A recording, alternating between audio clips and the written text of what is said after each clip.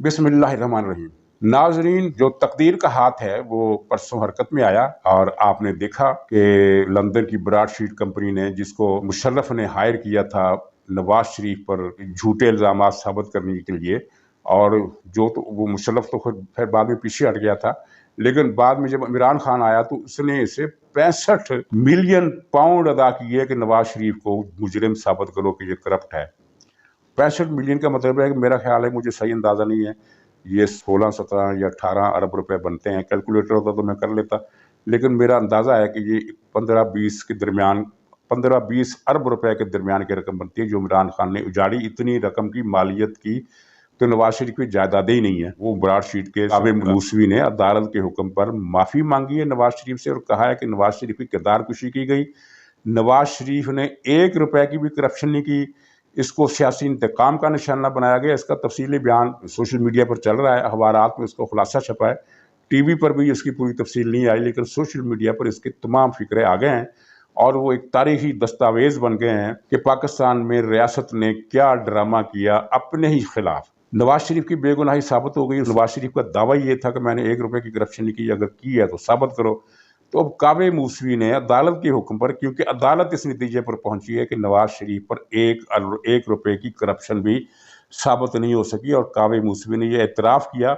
और जिस तरह के शहबाज शरीफ ने कहा कि ये इमरान खान के मुंह पर एक थप्पड़ है, और ये शहबाज शरीफ ने ज़रा महज़ब लफ्ज़ इस्तेमाल किए, वरना कोई और होता तो ये कहता कि इमरान खान के मुंह पर एक जूते की रसीद है, ज़ोरदार बूट इसके मुंह पर लगा है।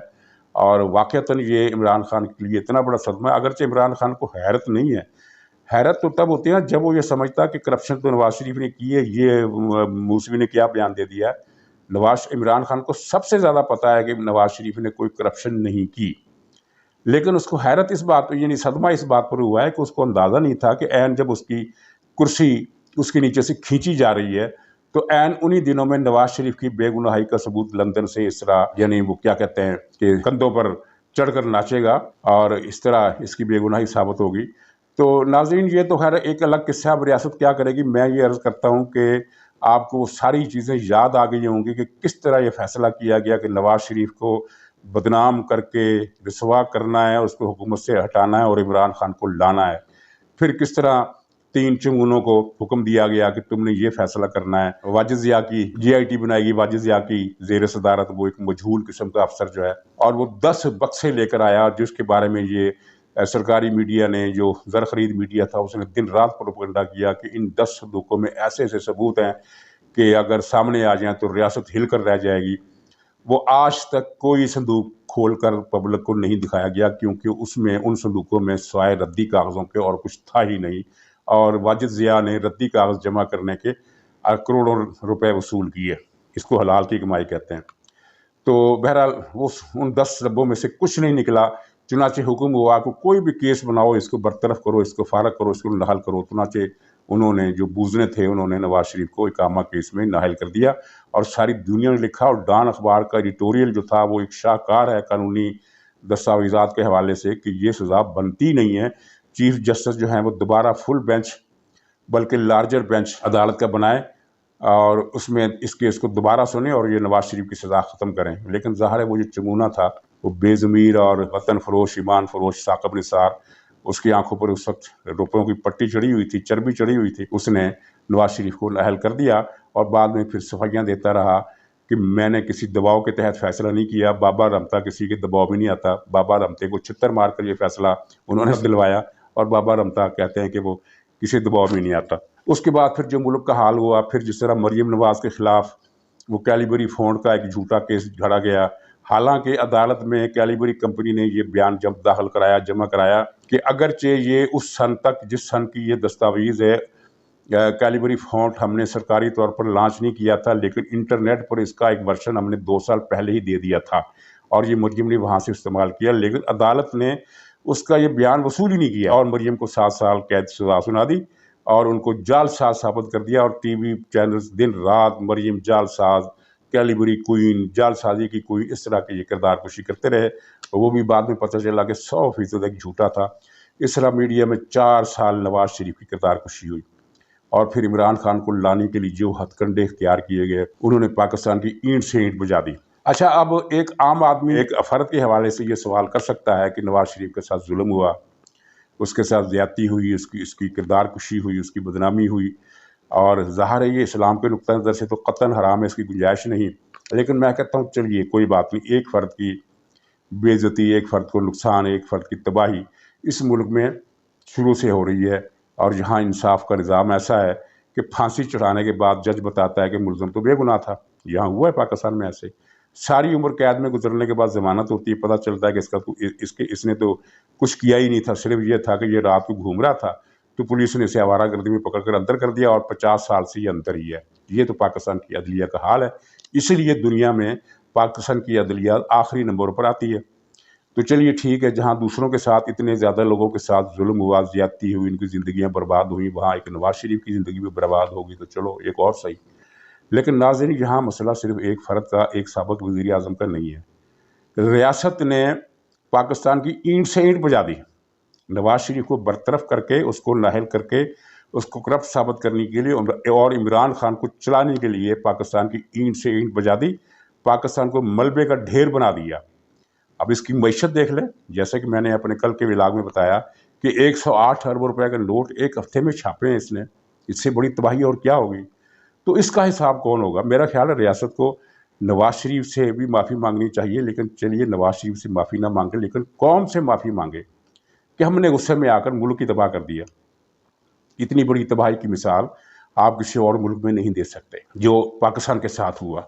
लेकिन ये उसके दो पहलू हैं। तीसरा पहलू ये है कि वो जो एक आयत कुरान की एक गलत आदमी ने गलत मौके पर पढ़ी थी, वो तो इज़्ज़ु मन तशाअ व तुज़िल्लु मन तशाअ बियदिकल खैर, उस आयत का सही मौका और सही पढ़ाई का वक्त मौका महल ये है कि नवाज़ शरीफ को उस ब्रॉड शीट की तरफ से, उस अदालत की तरफ से बरीयत का क्लीन चिट मिली है, जिसको हुकूमत पाकिस्तान ने 65 मिलियन पाउंड की रकम रिश्वत के तौर पर दी थी कि नवाज़ शरीफ को मुजरिम साबित करो। और उसने अपनी पूरी तहकीकात के बाद ये बता दिया कि नवाज़ शरीफ ने तो 1 रुपए की भी करप्शन नहीं की। अब बुलाओ साकिब निसार के को, वो ब्रॉड शीट को कि सरबराह को पाकिस्तान बुलाए और उसे भी नाअहल करे 50 साल के लिए। तो नाज़रीन, ये कुदरत का इंतकाम है और ये कुदरत का इंतकाम अभी शुरू हुआ है। अब इमरान खान के साथ जो कुछ होना उसकी मैं झलक दिखा देता हूँ। इस पर 50 तो मुकदमात बनेंगे और इसकी ज़िंदगी के वो सारे राज, और जिस तरह इसने कश्मीर मोदी के हाथ बेचा, वो केस अभी खुलना है। वो बच के नहीं जाएगा। ये जो ट्रंप की गोद में बैठकर इसने कश्मीर भारत को दिया और अब कल फिर इसने मोदी की तारीफ ही की है, भारत की तारीफ ही की है। नाज़रीन, आपको पता है इसका मकसद क्या था? इसके दो मकसद थे। एक तो ये पाकिस्तान की रियासत को, इस्टेब्लिशमेंट को सुनाना चाहता था कि इंडिया इंडिपेंडेंट मुल्क है, तुमने पाकिस्तान को इंडिपेंडेंट मुल्क नहीं रखा, तुमने इसको गुलाम बनाए रखा। ये पाकिस्तान की इस्टेब्लिशमेंट पर उसने तंज किया। और दूसरा मकसद जो इसका मोदी के साथ एक खुफिया पैक्ट है कि मैं तुम्हें हर मौके पर मजबूत करूँगा। इलेक्शन से पहले इसने मोदी के हक में बयान दिया और अब फिर इसने बयान दिया जिसके नतायज को वो बीजेपी वाले पूरे इंडिया में इस्तेमाल कर रहे हैं। और आपको पता होगा कि अगरचे हालिया रियासती इंतखाबात में बीजेपी ने कामयाबी हासिल की है, लेकिन इसकी कामयाबी की शरह पिछले इलेक्शन के मुकाबले में बहुत कम है। यानी जिन रियासतों में इसने भारी अक्सरियत हासिल की थी, अब बड़ी मुश्किल से सादा अक्सरियत हासिल की है। तो अब इसका इमरान खान का बयान वो कैश कराएंगे, क्योंकि वहाँ तो इमरान खान को, मतलब इमरान खान को बतौर पर्सन तो नहीं ले रहे लोग, वो तो कह रहे हैं ये पाकिस्तान के वज़ीर आज़म है और पाकिस्तान के वज़ीर आज़म इतराफ़ कर रहा है कि मोदी साहब की तो क्या ही बात है। तो जब दुश्मन हमारे बारे में, दुश्मन से मुराद पाकिस्तान, इमरान खान तो सज्जन है मोदी का और उसने कदम कदम पर मोदी के लिए खिदमात अंजाम दी हैं। फॉरेन फंडिंग स्कैंडल में बीजेपी के लोग मुलव्वस हैं।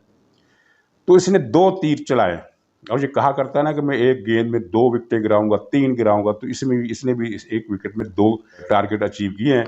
एक इस्टेब्लिशमेंट को हिट किया है और दूसरे मोदी को मजबूत किया है। इसकी इस्लामी कॉन्फ्रेंस, जिसका पाकिस्तान को कोई फ़ायदा नहीं, इसका पाकिस्तान से कोई ताल्लुक ही नहीं है, अफगानिस्तान के इशू पर बुलाई गई और उस कॉन्फ्रेंस में कश्मीर का जिक्र नहीं हुआ। इमरान खान ने अपनी तकरीर में धोखा देने के लिए कश्मीर का जिक्र किया, लेकिन जब ये कॉन्फ्रेंस हो रही थी तो तभी ये खबर दिल्ली से आई कि सऊदी अरब और मुत्तहदा अरब अमारात ने ताइवान के साथ मिलकर मकबूजा कश्मीर में 70,000 करोड़ रुपए की सरमाएकारी का ऐलान किया है।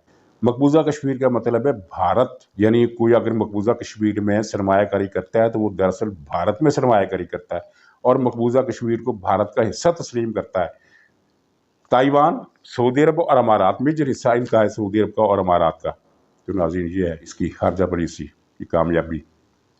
سعودی عرب بھارت کی طرف بھارت کا اتحادی بن چکا ہے، اور یہاں ہمارے حصے میں یہ ہے کہ اس کا ایک وزیر آ گیا، اللہ خیر صلی اللہ، پاکستان کو اس نے بین الاقوامی طور پر تنہا کر دیا ہے۔ اور یہ ایسا جاہد وزیر اعظم ہے کہ وزرائے خارجہ کانفرنس میں یہ موبائل فونوں کے خلاف تقریر کرتا رہا۔ بھائی وزرائے خارجہ کا کیا تعلق ہے موبائل فون اچھے ہوتے ہیں یا برے ہوتے ہیں؟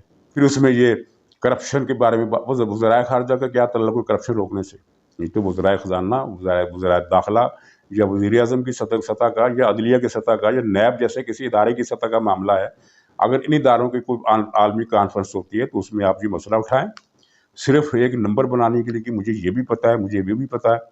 اور کل اس نے یہ بھی کہا میری انگریزی بہت سارے لوگوں سے اچھی ہے، اس کی ہر چیز دوسرے لوگوں سے اچھی ہے، اس کا جغرافیہ بھی اچھا ہے، اس کی تاریخ بھی اچھی ہے، اس کا سائنس بھی اچھی ہے، اس کی اسلامیات بھی اچھی ہے۔ ان کو شرم آنی چاہیے، یہ ان کا یہ خدا کا اور خدا کے دین کا بھی مذاق اڑانے سے باز نہیں آ رہا ہے یہ پی ٹی آئی کے لوگ۔